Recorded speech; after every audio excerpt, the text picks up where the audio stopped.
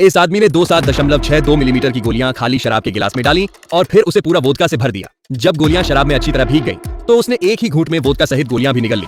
इसके बाद उसने बगल में रखी एक छोटी डिबिया खोली, उसमें से एक रिवॉल्वर निकाली और मुंह से थूकी हुई गोलियां उसमें भर दी। फिर उसने मैगजीन को जोर से घुमाया, रिवॉल्वर को अपनी गर्दन के ऊपर टिकाया और सुरक्षा पिन लॉक कर दी। दाहिने हाथ से सैन्य सलामी दी और फिर बिना हिचकिचाहट ट्रिगर दबा दिया। चौंकाने वाली बात यह थी कि रिवॉल्वर से कोई गोली नहीं चली और वह आदमी एक और दिन जिंदा रह गया। यही उसका हर सुबह नशा चढ़ाने का तरीका था।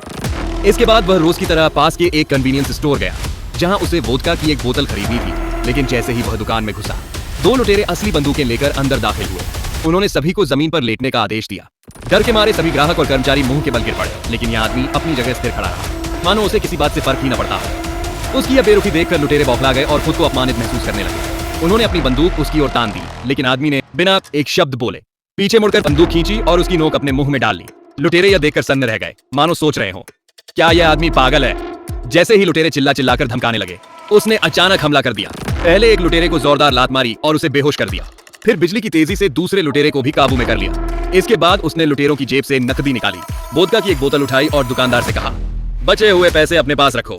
दुकानदार देखता रह गया। उसे लगा जैसे कोई मसीहा आया हो, लेकिन कुछ ही पलों में उसे एहसास हुआ कि वो नकदी तो उसी की थी जो लुटे गए पैसों में से निकली थी। घर लौटने के बाद भी वह आदमी बेचैन रहा। उसके मन में बार बार यही ख्याल आता रहा, काश उन दोनों लुटेरों को जान से मार देता।